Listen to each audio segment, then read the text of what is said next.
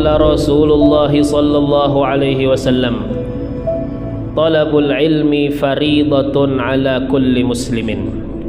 Telah bersabda oleh Rasulullah sallallahu alaihi wasallam, bermula menuntut ilmu itu wajib atas setiap orang muslim. Dalam riwayat wa muslimah, muslim kan untuk laki-laki, muslimah perempuan. Jadi semuaan mukallaf baik laki ataupun perempuan wajib menuntut ilmu. Wa qala sallallahu alaihi wasallam, dan bersabda oleh Nabi sallallahu alaihi wasallam, man salaka tariqan, barang siapa menjalani akan sebuah jalan, yaltamisu fihi ilman, mencari ia padanya, pada jalan itu, ilman akan ilmu. Jadi inya berjalan, tujuannya hendak menuntut ilmu. Nah, napa balasannya? Sahhalallahu lahu tariqan ilal jannah, niscaya mempermudah oleh Allah baginya akan suatu jalan kepada surga.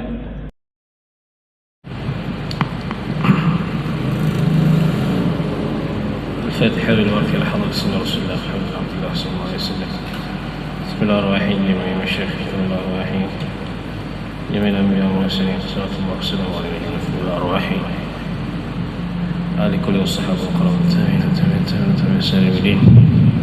وأرواح جميع مشايخنا ومعلمينا وسلاسل إسنادنا، ووصلنا إلى أرواح من قرأنا كتبهم في هذا الدرس الحي أحمد بن زين بن علي الحي أحمد بن عمر الشاطبي وأصولهما وفرعهما، وثم إلى أرواح جدنا الشيخ محمد رشيد بن عبد الله البنجلي، وأرواح الشيخ محمد كشف الأنوار بن حاج بن البنجلي، من أرواح الشيخ محمد زين بن عبد الله، وثم إلى أرواح صاحب هذا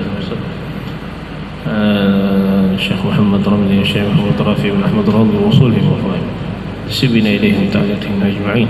الله يعلي درجاته في الدنيا وينفعنا بهم إلى بركاته والصلاة والرفعة في الدين من الآخرة، إلى أرواح الدين الإخوة والمسلمين والشيخ والرحمة والمغفرة، بنية أن الله يفتح علينا وعليكم العارفين، فقهنا في الدين وعلم التأويل ويهدينا إلى سواء السبيل.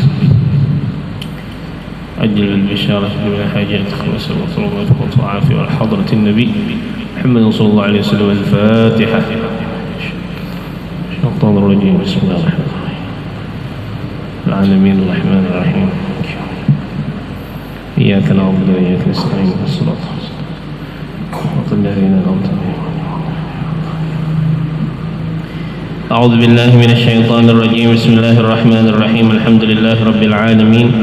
اللهم صل وسلم على سيدنا محمد وعلى آله وصحبه أجمعين. سبحانك لا علم لنا إلا ما علمتنا إنك أنت العليم الحكيم، ولا حول ولا قوة إلا بالله العلي العظيم. رب اشرح لي صدري ويسر لي أمري واحلل عقدة من لساني يفقه قولي، وسدد لساني واهد قلبي بحق نبيك سيدنا محمد صلى الله عليه وسلم. للتعلم والتعليم والتذكر والتذكير، النفع والانتفاع والإفادة والاستفادة، والحث على التمسك بكتاب الله وسنة رسوله، والدعاء إلى الهدى والدلالة على الخير، ابتغاء وجه الله ومرضاته وقربه وثوابه سبحانه وتعالى. قال المصنف رحمه الله تعالى: ونفعنا به وبعلومه وبعلوم سائر الصالحين في الدارين آمين. Syartul dzabih. Jadi kita sekarang sampai kepada pembahasan tentang syarat binatang yang disembelih. Setelah sebelumnya kita membahas secara umum tentang as-sayd wa dzabaih, yang mana berbicara tentang binatang buruan dan binatang sembelihan. Nah, semalam sudah kita tahu apa saja rukun-rukun sembelihannya. Binatang yang disembelih ini ada 4 rukunnya, yaitu binatangnya, penyembelihnya, kemudian menyembelih itu sendiri dan alatnya. Dan kita sudah membahas tentang kayak apa tata cara menyembelih, itu dengan semalam memotong saluran pernapasan dan saluran makanannya dari binatang tersebut.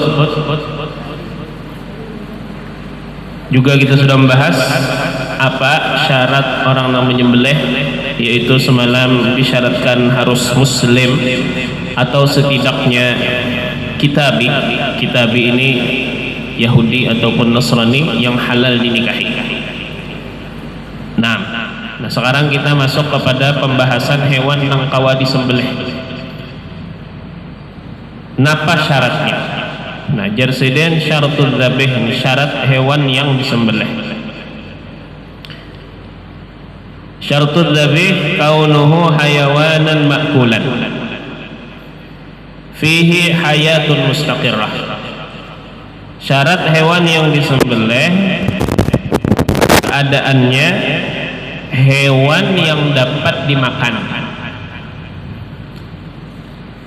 Jadi hewan yang dapat dimakan itu yang kalau disembelih. Kalau seandainya hewannya kada boleh dimakan, biar behemat menyembelih, ya kah kada boleh dimakan. Napa aja hewan nang boleh dimakan? Napa nang kada boleh dimakan? Karena di sini insyaallah ada bab tersendiri membicarakan itu. Di bab ngarannya babul at'imah, bab tentang makan-makan. Ya kan? Nah, di situ dibicarakan hewan-hewan yang boleh dimakan, hewan-hewan yang kada boleh dimakan. Intinya dulu hewan yang disembelih ini disyaratkan hewan yang halal dimakan. Nah, kemudian syarat yang kedua, fihi hayatun mustaqirrah. Padanya, artinya pada itu hewan terdapat hayatun mustaqirrah, kehidupan yang tetap. Nah, ini perlu diperhatikan syarat ini karena ya kah berkaitan dengan praktek, berkaitan dengan kejadian keseharian, khususnya bagi orang yang ada bisi binatang nang kawa dimakan, nang kayak ayam, itik, kemudian kambing, sapi, haharaguan orang kampung nih, khususnya ayam lawan lemak, itik, bebek. Nah, banyak orang di kampung baharaguan. Nah, binatang nang halal disembelih, pertama hewannya kau dimakan, nang kedua inya punya kehidupan yang tetap. Inya dalam istilah fuqaha ada 3 jenis kehidupan. Ada ngarannya hayatun mustaqirrah, nang kedua hayatun madbuhah, nang ketiga ngarannya hayatun mustamirrah. Binatang yang kalau disembelih, binatang tersebut inya masih ada hayatun mustaqirrah, kehidupan yang tetap. Nah, apa napa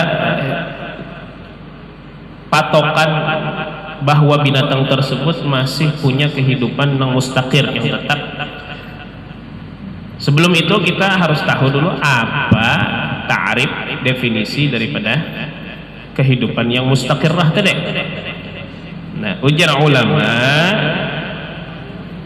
wal hayatul mustaqirratu hiya an takuna ar-ruhu fil jasad. Dan kehidupan yang tetap yaitu bahwa adalah roh masih di dalam jasad binatang tersebut.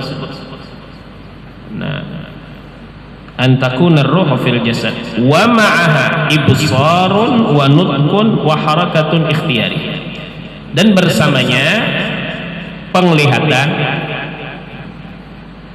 wa nutqun dan tutur kata, ya, bahasa, wa harakatun ikhtiyariyah, dan gerakan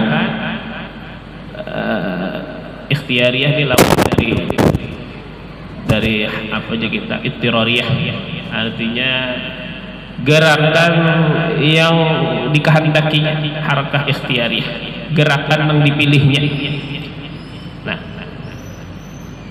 Jadi kehidupan yang mustaqir ini kesimpulannya binatang tersebut masih beroh, masih hidup, dan inya pandangannya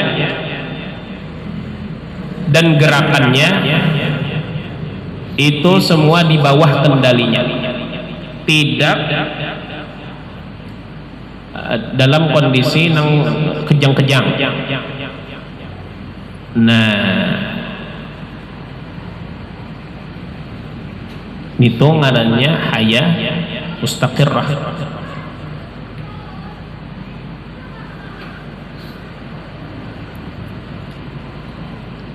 Sehingga kalau seandainya binatang yang hendak kita sembelih inya masih bisa melihat dengan kehendaknya, melihat dengan pilihannya, kemudian inya bergerak dengan kehendaknya, tidak di bawah apa aja kita gerak nang seperti orang yang hendak disembelih, hendak mati sudah kada, tetapi gerakannya itu di bawah kendali si binatang tersebut. Inya melihat di bawah kendalinya juga, sadar inya masih, nah sadar, dan inya bergerak dengan kendalinya, maka di saat itu ngarannya binatang tadi ada hayatun mustaqirrah. Yalah.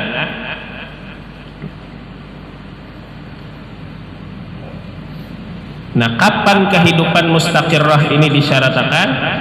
Fatushtarotul hayatul mustaqirratu awwalad dzabhi. Maka disyaratkan kehidupan yang mustaqirrah, yang tetap ini di awal penyembelihan. Fima idza wujida sababun yuhalu alaihi al-halaq, pada masalah atau pada kasus yang didapati sebab yang disebabkan atasnya kematian binatang tersebut, yuhalu alaihil halak, yang disebabkan atasnya kematian binatang tersebut. Pahamlah. Jadi kalau seandainya binatang misalnya inyang ini ada sebab, gara-gara sebab itu boleh jadi inya mati gara-gara sebab tadi, maka disyaratkan binatang yang disembelih tadi harus hidupnya hidup normal, ya. Tadi inya bergerak dengan kendalinya, melihat dengan kesadarannya, dan berbicara dengan kesadaran. Contoh sebab yang boleh jadi gara-gara sebab tadi binatang tersebut mati nang umum dan lazim yang terjadi wadah kita apabila binatang tersebut itu ditabrak oleh mobil atau misalnya sepeda motor dan lain-lain, kapak-kapak sebenarnya. Nah, bolehkah binatang tersebut disembelih? Itihi tadi, kira-kira inyang itu bergerak dengan di bawah kendalinya kah, kadakah inya sadarkah penglihatannya itu, kadakah? Amun seandainya binatang tersebut sudah mengalami kejang-kejang, hendak mati, intil mana sudah hendak mati, lalu jika kita tempulinya belum mati, jadi kita carikan lating, kita sembelih. Nah, maka binatang tadi menjadi bangkai, kada soh biar disembelih. Kenapa? Karena inya kada bisi hayah mustaqirrah, kehidupan yang tetap. Tetapi kalau seandainya ada binatang ditabrak orang, tabrak lari, ya kah? Tapi inya itu takibar semangat satu bentuknya, nang tagepak itu batisnya aja kah, misalnya nang pincang, atau misalnya kena alarnya kah, misalnya punya ayam, amunnya dilihatkan ini hidup aja lagi. Tapi timbang-timbang inya sakit jar, ya kan maharit ditabrak orang nih, baik kita sembelih ini jar, pas benar di rumah kata biwak, ya kan? Bolehkah? Boleh, sembelih binatangnya halal. Lamun apa? Lamun seandainya binatang tadi masih bergerak dengan kendalinya dan inya sadar, melihat dengan penuh kesadaran, dan inya masih berpender mengeluarkan suara dengan ikhtiar. Nah,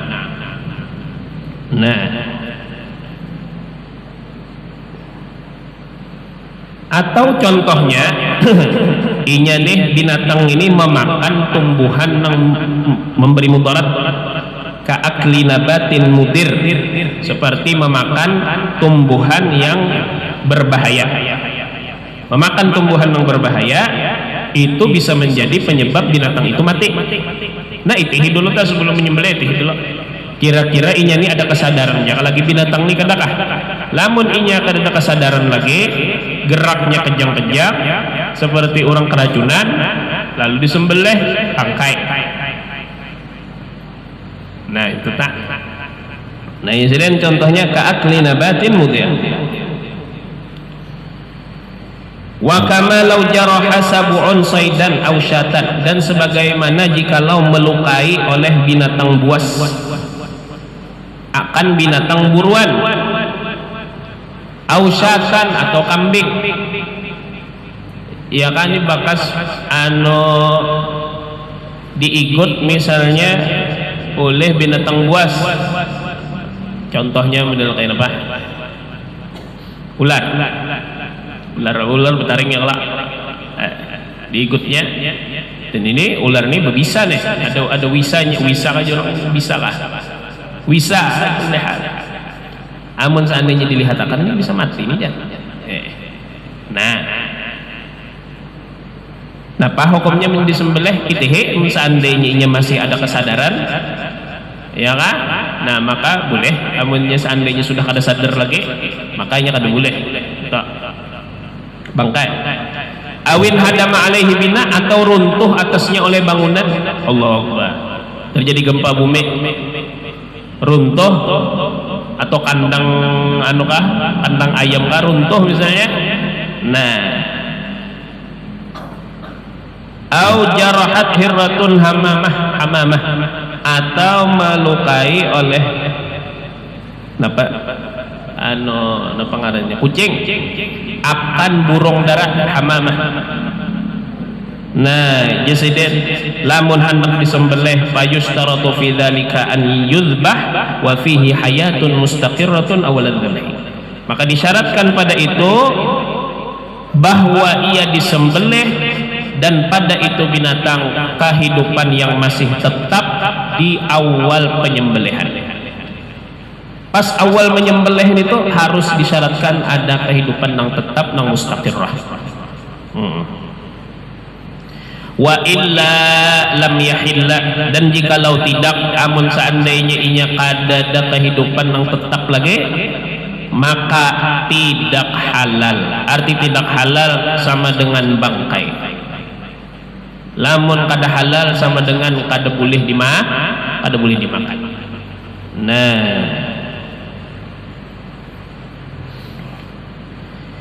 wa amma idza lam yujad sababun yuhalu alaihi halak, dan adapun apabila tidak ditemukan sebab yang disebabkan atasnya kematiannya, fala tustaratu, maka tidak disyaratkan, kada disyaratkan inya ada hidup mustaqirrah.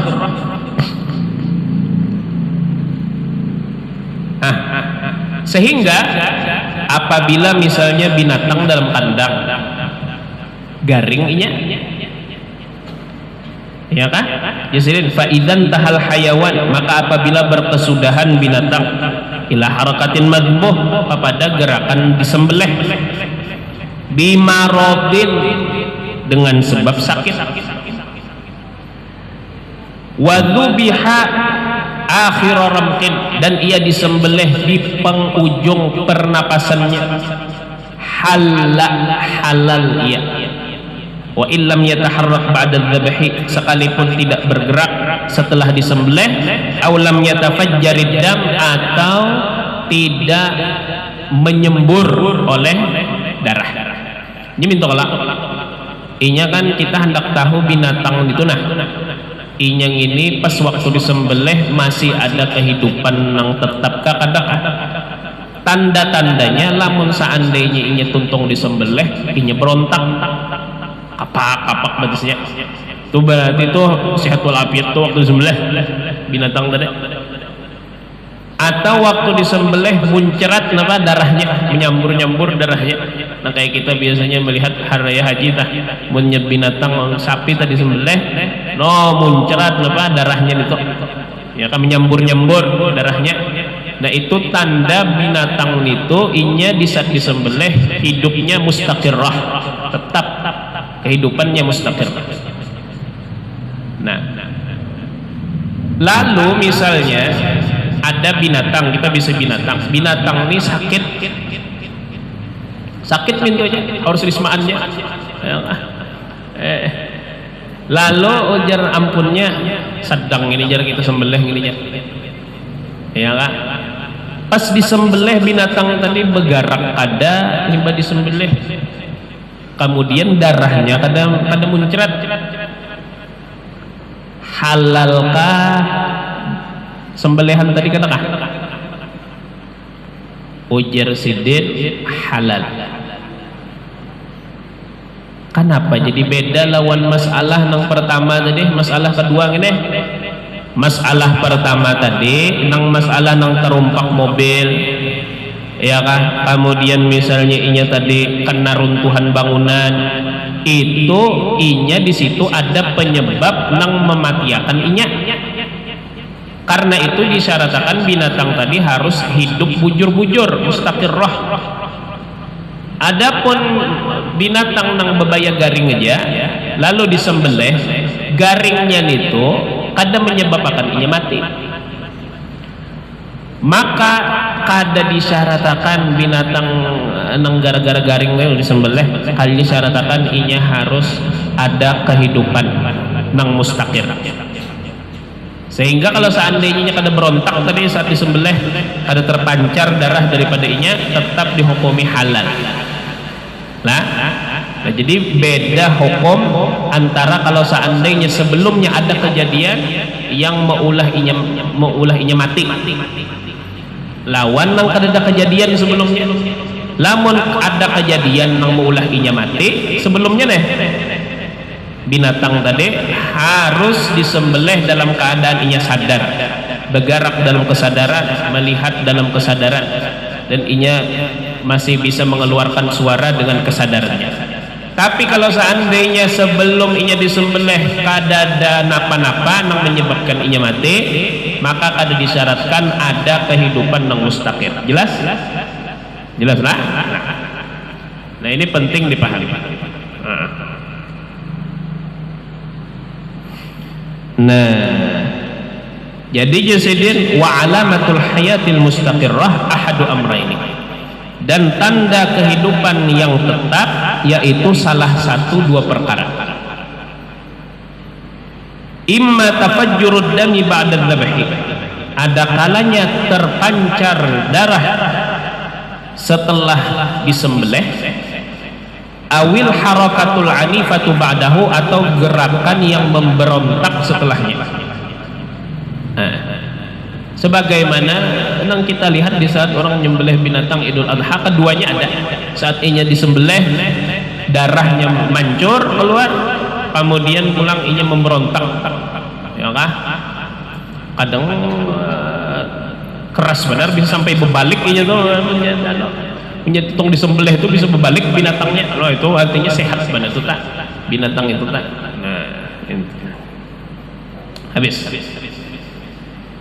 Apakah kedua tanda tadi harus ada keduanya? Jasidin wala yushtaratani ma'an 'ala sahih, dan tidak disyaratkan keduanya berimbai atau bersamaan ala sahih, atas pendapat yang sahih. Artinya ada keduanya kan disyaratkan. Cukup salah satunya itu sudah bertanda ada hayatun mustaqirrah.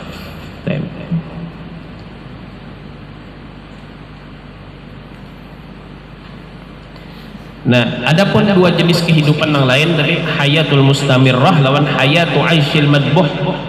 Kalau hayatul mustamirrah fahiyal baqiyatu ila qida'il ajal, maka yaitu kehidupan yang tersisa atau yang tinggal sampai habis ajalnya, ajal binatang. Imma bimautin atau biqatlin, ada kalanya dengan mati sendiri atau dibunuh. Jadi kehidupannya yang sampai habis lalu itu ngarannya hayat mustamir. Kalau hayatu aisyil madbuh atau harakatul madbuh, kehidupan yang mana kehidupan tersebut kehidupan yang disembelih. Nah, fahiyal lati la yabqa ma'aha ibsarun wala nutqun wala harakatun ikhtiyariyah. Maka yaitu yang tidak tetap bersama itu binatang, penglihatan dan nutuk, berbicara, wala harakatun ikhtiyariyah, dan gerak yang di bawah kendalinya, wala harakatun ikhtiyariyah. Maka apabila binatang sampai ke tahap inya kada sadar lagi, kada kau melihat dengan kesadaran, kada kau bergerak dengan kesadaran, maka binatang tadi dingarani inya sudah hidup di fase kehidupan yang disembelih. Nah, kehidupan yang disembelih. Sebelumnya lamun masih ada kesadaran, melihat dengan kesadaran dan bergerak dengan kesadarannya, ngarannya kehidupan mustaqirrah. Adapun kehidupan mustamirrah yaitu kehidupan yang tersisa sampai habis ajal itu binatang. Inilah 3 jenis kehidupan bagi binatang: hayat mustaqirrah, hayatul madbuh, dan hayatun mustamirrah. Nah, kemudian apabila orang hendak menyembelih binatang, maka pasti menggunakan alat. Nah, syarat alatnya itu apakah boleh aja bebarang alatnya, yang penting punya mati, atau ada syaratnya? Nah, jadi syaratul alah kaunuha muhaddadatan. Nah, syarat alat menyembelih keadaannya tajam. Jadi benda tajam, apapun itu, yang penting inya tajam. Tajrahu, yang dapat melukai, ghairu 'admin wa dhufrin, selain tulang dan kuku. Karena itu ujar ulama, kalau seandainya binatang tadi mati dengan benda tumpul, benda tumpul ini kawa memati binatang karena inya berat, ya, maka itu tidak dapat menghalalkan itu binatang. Di sini dicontohkan kabundukiyah. Bundukiyah itu seperti peluru, ya kan? Apabila seandainya ada binatang itu ditembak dengan peluru, jadi maka ini apa? Kada halal. Lamun inya mati dengan sebab itu peluru. Kenapa? Karena peluru itu benda tumpul, bukan benda tajam. Mungkin peluru bahari, mun peluru ini tajam ya Allah. Peluru ini tajam. Khususnya peluru apa orang menembak dah. Nah, itu tajam. Cuma wallahu a'lam, amunnya peluru yang dipakai ini apakah inya membunuh dengan ketajamannya atau inya membunuh dengan panasnya, karena inya api kalau ngarannya aja senjata api ya. Amun seandainya inya tuh membunuh pakai panasnya ada halal, tapi amun seandainya membunuh dengan ketajamannya halal. Ala kulli hal, intinya ben alat gasan menyembelih binatang tadi ini kayak menyembelih dulu harus merupakan benda tajam, bukan benda tumpul, sehingga kalau seandainya mati juga, putus juga urat saluran pernapasan, saluran makannya, tapi dengan benda yang tumpul, haram di sini, haram.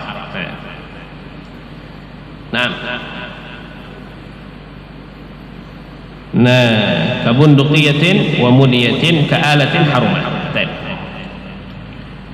Tajrahu ghaira 'admin wa dhufrin. Ini kalau binatang nang kawa dikendalikan. Nah, au kaunuha, atau keadaan itu alat fi ghairil maqduri alaihi, pada selain yang dapat ditaklukkan atasnya.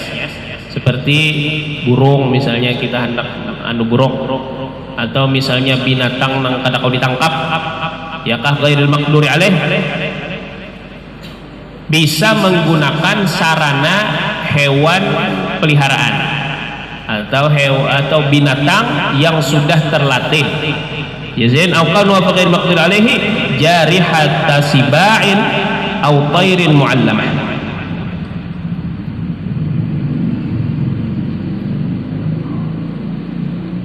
Jarihat siba'in akan apa? Gigitan binatang buas, au tairin mu'allamah, atau burung yang terlatih, au tairin mu'allamah.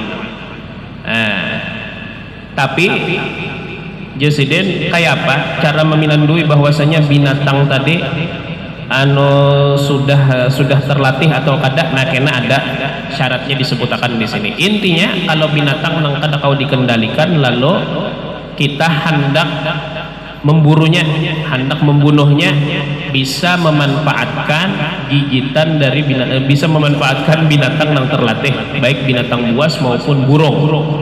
Nah, sekarang syarat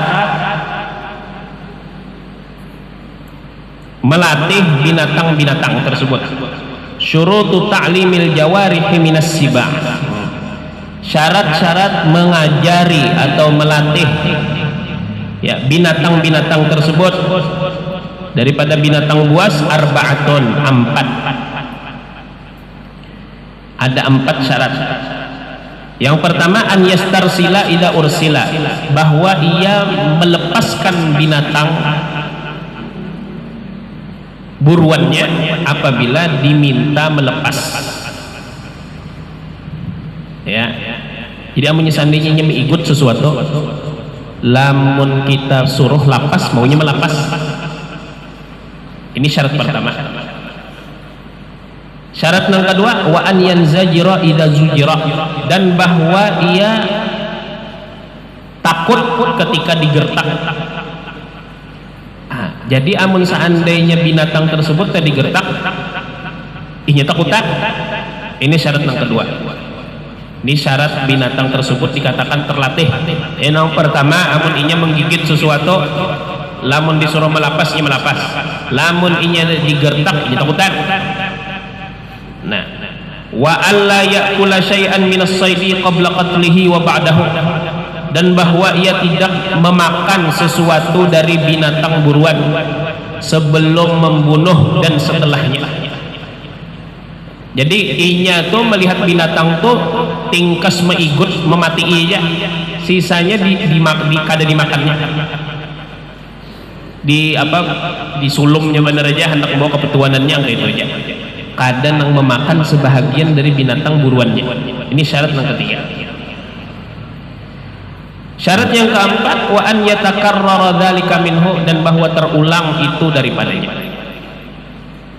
Dan itu kada cukup sekali, tapi berulang-ulang kali sampai si pelatih binatang tersebut sudah mantap bahwasanya binatang ini kawas sudah dilepas. Iya kah? Nah, itu tergantung apa aja orang wehene. Feeling. Ya kah, penilaian dan insting dari pelatihnya. Ini jar pelatihnya ini cukup sudah nek. Masih sudah nek. Nah, di saat itu kawa dilapas untuk berburu. Tapi syaratnya nih harus ada nang 4 ning ini. Nang pertama tadi lamun disuruh melapas mau melapas, lamun digertak inya takutan, lamun inya memburu binatang buruan sesudah maupun sebelum inya membunuh binatang tersebut inya kada memakan dari itu binatang. Kemudian yang keempat tadi hal yang tersebut terulang daripada itu binatang, maka dengan itu dapat dijadikan ya sarana untuk berburu. Dan apabila mati binatang tersebut dengan gigitan daripada binatang buruan tadi, binatang yang memburu tadi, yang terlatih tadi, maka halal lah bagi kita untuk memakannya. Nah,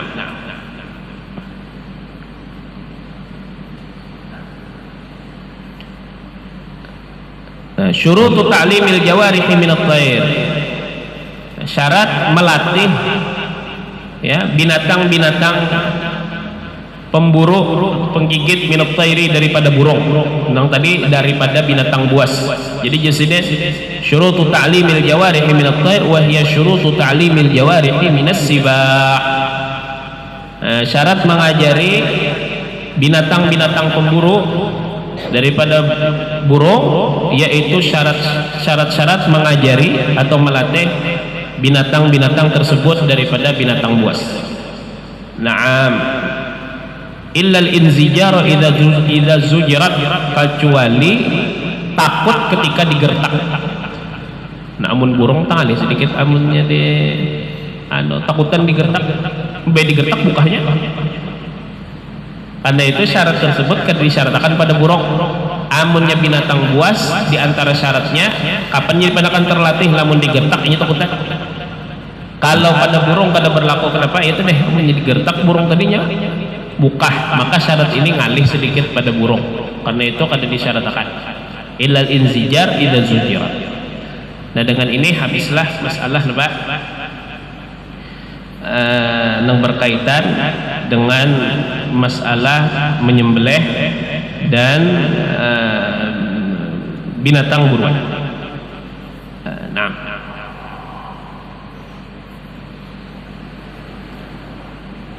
Nah, kemudian setelah ini membahas tentang al-udhiyah atau bahasa kitanya berkurban. Ya, berkurban. Karena bilang wallahu subhanahu wa ta'ala a'lam.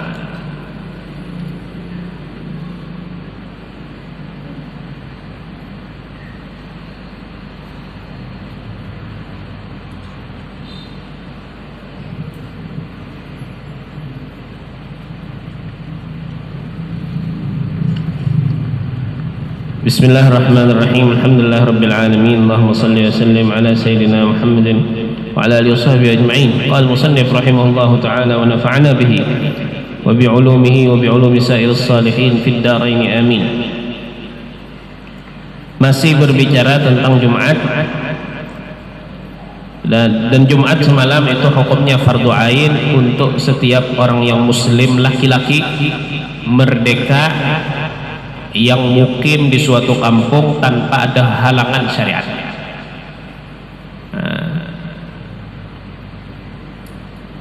Sehingga dapat dipahami di balik itu apabila seandainya ada halangan syariat yang menghalangi, maka seseorang diperbolehkan untuk tidak melaksanakan Jumat. Di antaranya semalam garing ataupun sakit, al-marad wal matar. Nah, itu sudah kita bahas semalam lah. Nah, kemudian pulang tambahan pulang. Wa min syurutil jum'ah, dan di antara syarat sah Jumat al khutbatani, dua khutbah. Nah, ini kada seberataan syarat Jumat disebutkan sidin, tetapi jasidin min syurutil jum'ah, di antara syarat Jumat. Artinya ada syarat-syarat Jumat yang lain. Nah, di antara syarat Jumat yang akan disebutkan sidin di sini, yaitu sembahyang Jumat itu berataan harus ada di waktu zuhur. Itu jelas sajalah wadah kita sini sembahyang Jumat pasti di awal waktu. Nah, kemudian juga pulang khutbahnya juga harus jadi khutbah dan sembahyang Jumat harus ada di waktu zuhur. Kemudian harus berjamaah minimal 1 rakaat, minimal 1 rakaat pada sembahyang Jumat nih.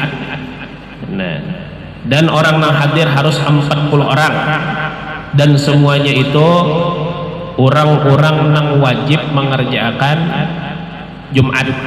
Karena semalam orang yang kada wajib berjumat pun yang hadir berjumat boleh ya dan sah. Seperti misalnya ya kah sebahagian jabang lah nang orang kafir dah ya kada sah berjumat. Tapi misalnya seandainya orang ini kada wajib berjumat, contoh misalnya bebinian misalnya, lalu nyandak berjumat itu sah. Tapi kawala melengkapi 40 ngene kada kawa. Jadi nak 40 ini harus dari orang yang wajib melaksanakan Jumat.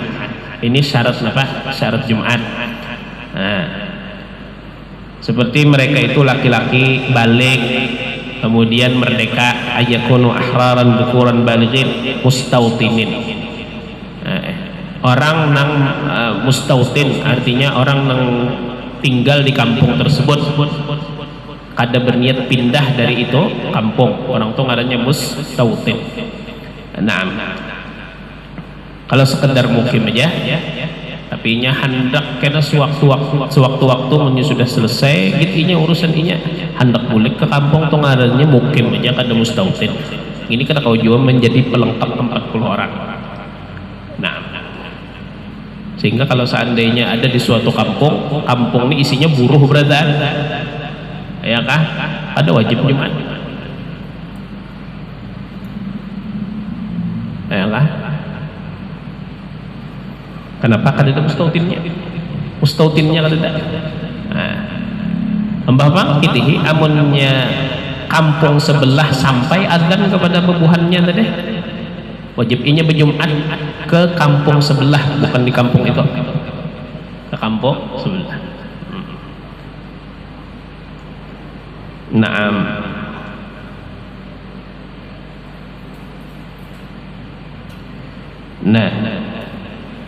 Nah, di sini di antara syarat Jumat yaitu 2 khutbah. Napa rukun khutbah wa arkanuhuma, dan rukun khutbah pertama hamdulillahi ta'ala, memuji Allah Ta'ala. Alhamdulillah. Dan harus memakai lafaz memakai lafaz dari hamidah, dan juga harus menggunakan lafaz Allah. Lafaz dari hamidah ini artinya segala nang apa aja kita nang di mustaq, nang diambil dari diserap dari kata itu. Nah, bisa jadi pergunakan pakai fi'il madhi hamidullah, atau pakai fi'il mudhari ahmadullah, atau pakai masdar alhamdulillah, mau aja. Nah, intinya jasiden rukun pertama yaitu memuji Allah Ta'ala dengan lafaz alhamdu dan segala yang terambil dari kalimat itu, ya, mau fi'il madhi, fi'il mudhari, atau fi'il amar, itu serah dia, dan harus memakai lafaz Allah. Rukun kedua wassalatu ala nabi sallallahu alaihi wasallam, dan salawat atas Nabi sallallahu alaihi wasallam. Dan pada salawat ini harus disebut nama Nabi secara spesifik, ada boleh pakai dhamir. Nya orang biasanya kayak itu khutbah limbah alhamdulillah kan syahadat, alhamdulillah ya, kemudian asyhadu an la ilaha illallah wa asyhadu anna sayyidana Muhammadan abduhu wa rasuluh, lalu jadinya Allahumma salli wa sallim alaihi wa ala alihi. Ada sah khutbahnya,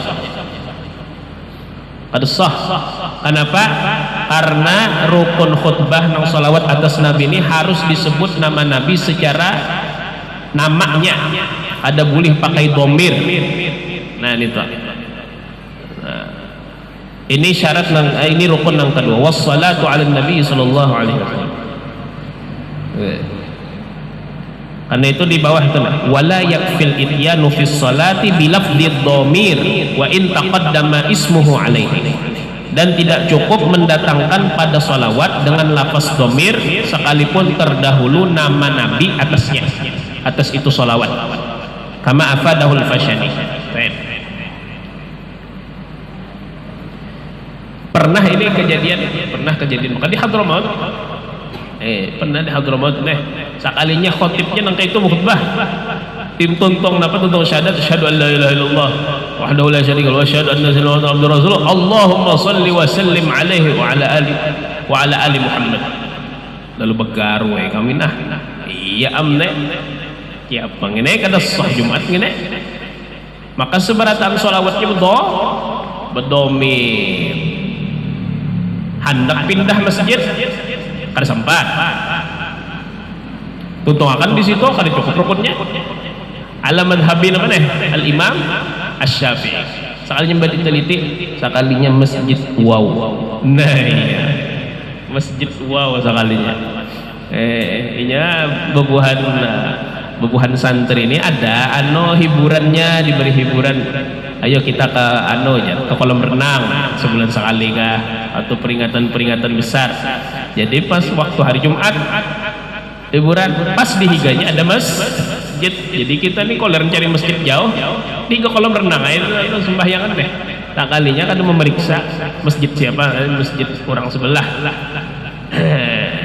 Nah, rukunnya kurang. Bujur aja baca sholawat tapi nyebut domir. Nah, jadi pernah kejadian tuh. Wassalatu ala nabi sallallahu alaihi wasallam. Wal wasiyatu bit taqwa, dan wasiat dengan takwa.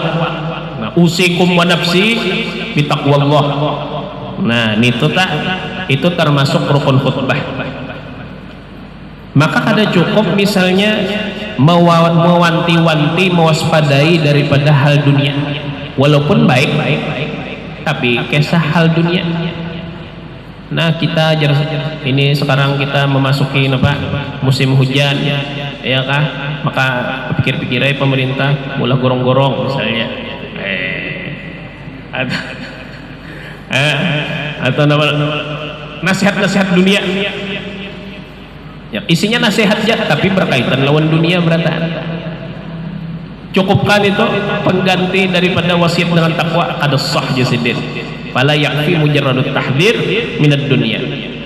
Nah, tetapi dalam khutbah itu harus tercampur ya daripada motivasi dorongan atas taat dan larangan daripada maksiat.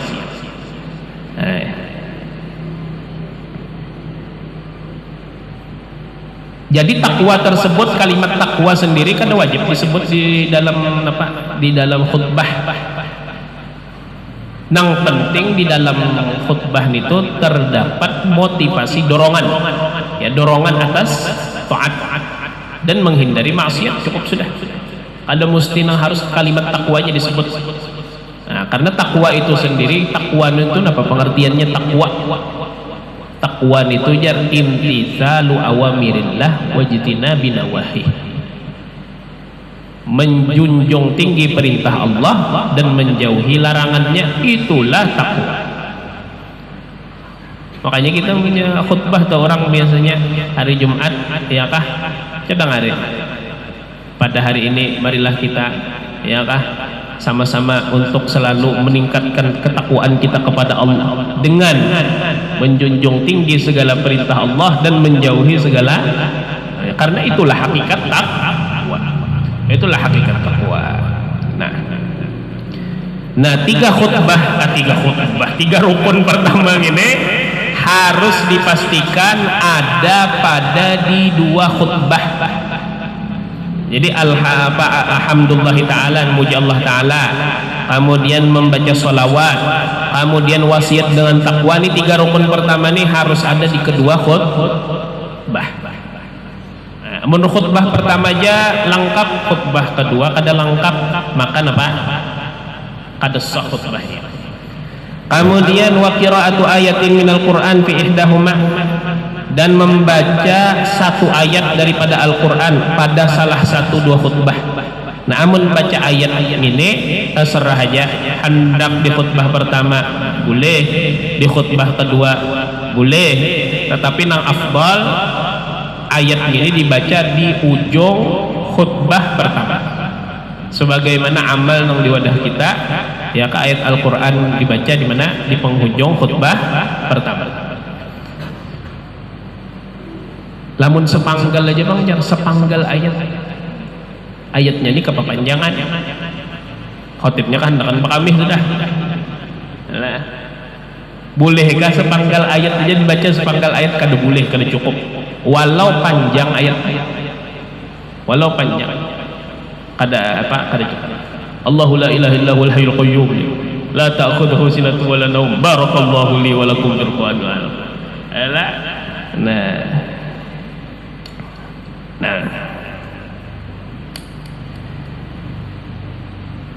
Wa du'a lil mu'minina fil akhir, dan doa bagi orang-orang yang beriman di khutbah terakhir. Ini rukun yang kelima. Nah, adapun doa itu khusus di khutbah terakhir. Jadi amun seandainya di khutbah pertama aja sudah berdoa, jadi kada perlu lagi kada perlu lagi berdoa di khutbah terakhir, kada sah, kada boleh. Khutbah kedua itu harus ada di dalamnya doa. Lamun kada ada doa, kada sah khutbahnya. Jadi 3 rukun pertama tadi harus di kedua khutbah. Kemudian rukun yang keempat yaitu membaca ayat Al-Quran itu boleh di salah satu khutbah, hendak khutbah pertama, khutbah kedua. Amunnya misalnya rukun yang kelima ini mendoakan atau doa kesan orang yang beriman, itu anaknya di khutbah terakhir. Mun berdoa bang di khutbah pertama bagus saja, cuma ulangi pulang di khutbah terakhir. Nah, ini rukun khutbah, syarat khutbah pulang mutatahhiran, hal keadaan suci si khotib. Kada boleh khotib kada berudu, apalagi junub khotibnya begini. Kada berudu ya kada boleh.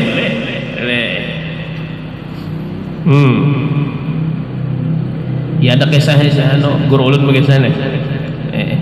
Ada kisahnya orang berkhutbah bagus banget berkhutbah sampai hadirin ini terpukau beratan dengar khutbah sidinnya. Jadi jar mbah tuntung sembahyang Jumat pepadah jamaah nih. Jadi jar nang jamaah, masya Allah tabarakallah pian tadi khutbahnya luar biasa mantap benar ya. Jadi jar nang khotib tadi menyahuti aja sutil banyak khotib kenapa jarang nyahuti. Itu tadi tahu lah pian jar khutbah tadi tuh ulun belum wudu lagi kayak ulun wudu aja. Padahal nama kan mau wudu apa? Ada sah. Minum mantap mana nyawa teh. Itu jarang ulun tadi itu kan wudu lagi jarang kayak mau nyuwun wudu guysnya. Makin guysnya.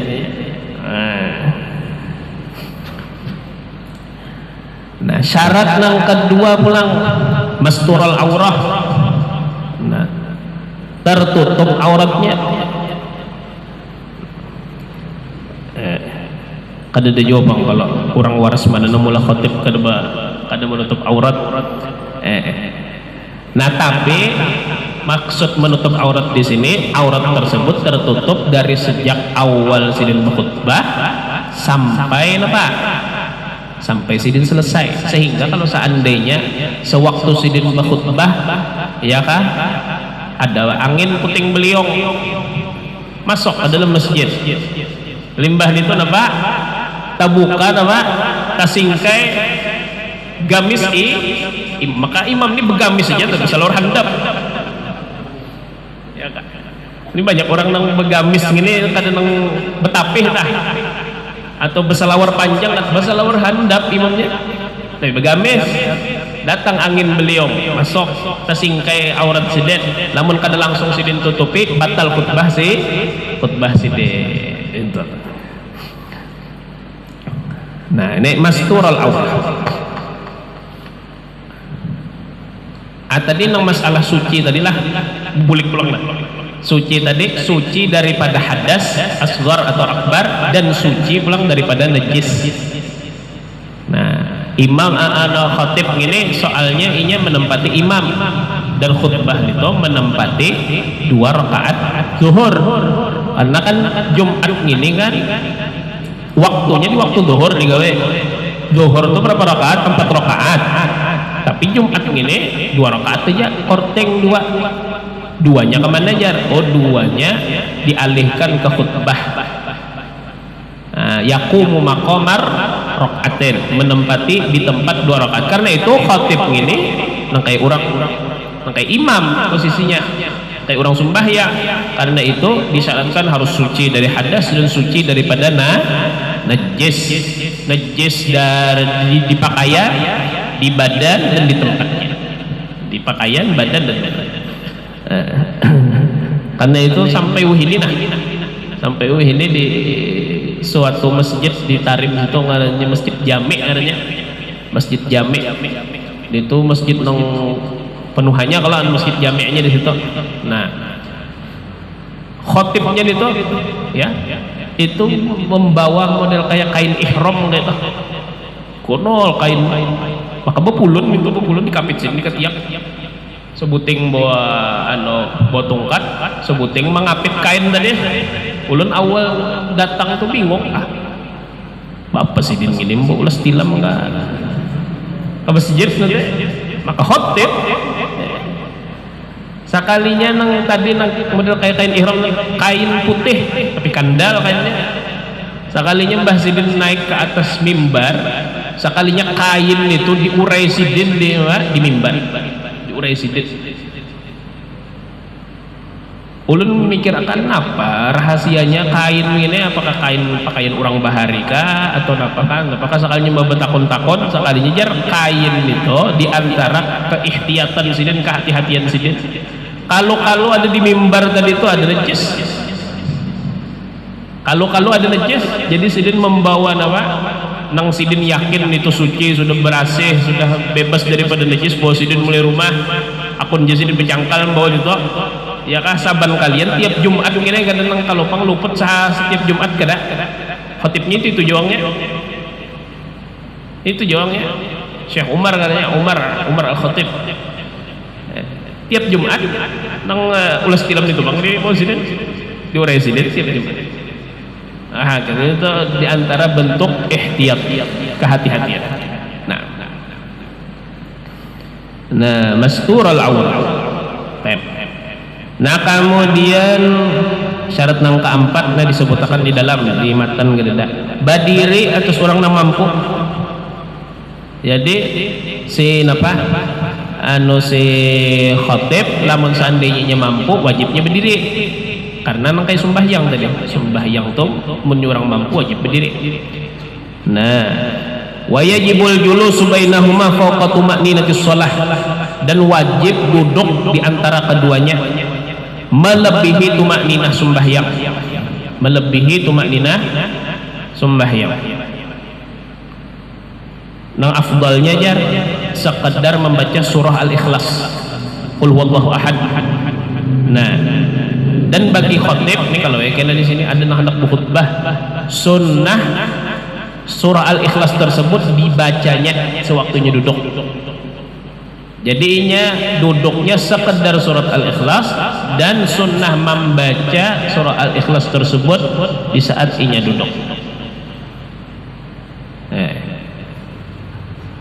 Kalau kayak itu Pak jar khotib aku nih khutbah dua khutbah juga kalau jar, jadi dua khutbah juga kalau aku ambil borongan aja jar, ya borongan bolehkah borongan ini tak tanpa dijeda oleh duduk? Ujar ulama seandainya borongan gak dijeda oleh duduk dihitung satu kali khutbah, sehingga tetap wajib ini menambahi satu khutbah. Lamun langsung sembahyang kada dihitung, kada dianggap khutbahnya tadi, karena sekali jahnya. Kemudian wal muwalat, dan beriringan, rukun tersebut harus beriringan. Nah, beriringan pada rukun, beriringan pada khutbah, kada boleh terpisah sejeda. Ujar ulama mematoki jedanya jangan melebihi dari 2 rakaat yang ringan, dari 2 rakaat yang ringan.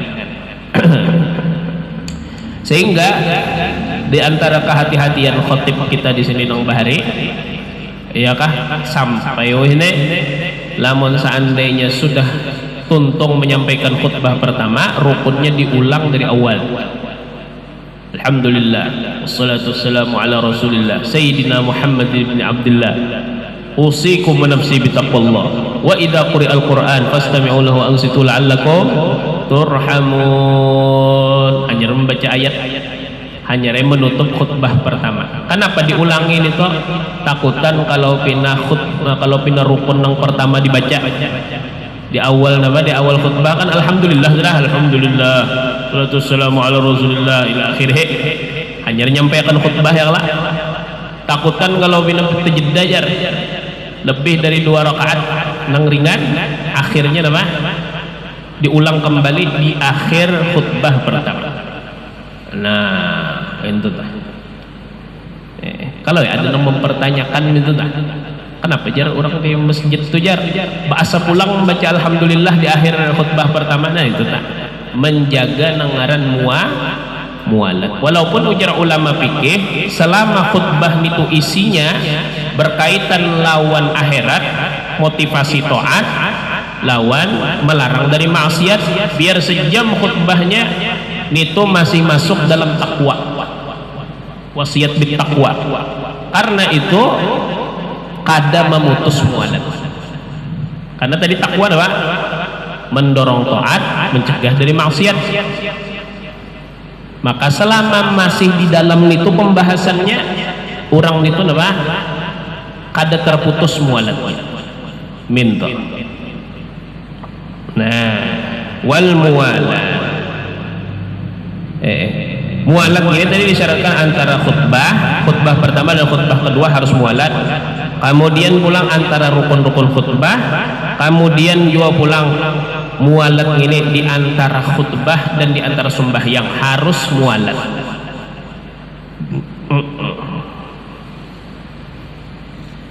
Nah, syarat yang ke-8 di sini ya kah, rukun khutbah tersebut harus disampaikan dengan bahasa Arab, biar pendengarnya berataan kan pahamnya, khusus pada rukun. Nah, adapun penyampaian khutbah, isi khutbah ada apa-apa dialih bahasa kayak wadah kita pakai bahasa Indonesia kan apa. Tapi amun pada rukun kayak alhamdulillah, sholawat, baca ayat Al-Qur'an tadilah, wasiat dengan takwa, nah itu harus memakai bahasa Arab.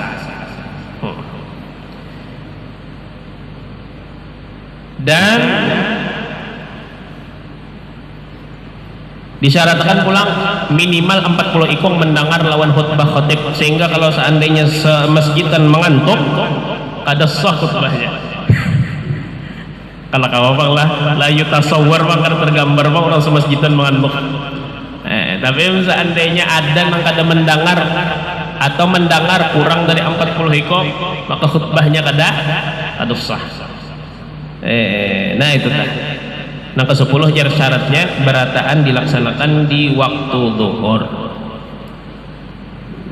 Nah dengan ini ngarannya kitabnya kada istilah kitab fikih lah, campuran tauhidnya ada, fikihnya ada, kemudian tasawufnya kena di ujung ada.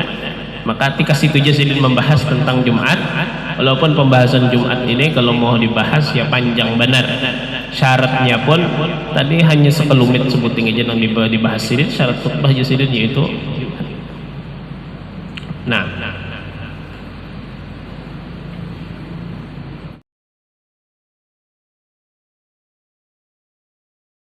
wallahu subhanahu wa ta'ala نوينا كما نوصل في الصالحين جميع الشام خاتم الله حضرة النبي الفاتحة. بسم الله الرحمن الرحيم.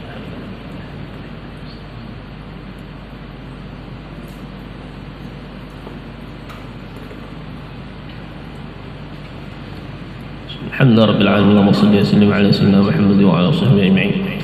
ربنا انفعنا بما علمتنا، رب علمنا الذي ينفعنا، رب فقهنا وفقه اهلنا وقرباتنا في ديننا مع القتل والانثى وذكر. اللهم اهدنا بهداك واجعلنا ممن يسال غفر الله، ولا تولنا وليا سواك، ولا تجعلنا ممن خالف امرك وعصاك. وحسبنا الله ونعم الوكيل، ولا حول ولا قوه الا بالله العلي العظيم. وصلى الله على سيدنا محمد وعلى اله وصحبه وسلم. الحمد لله رب العالمين.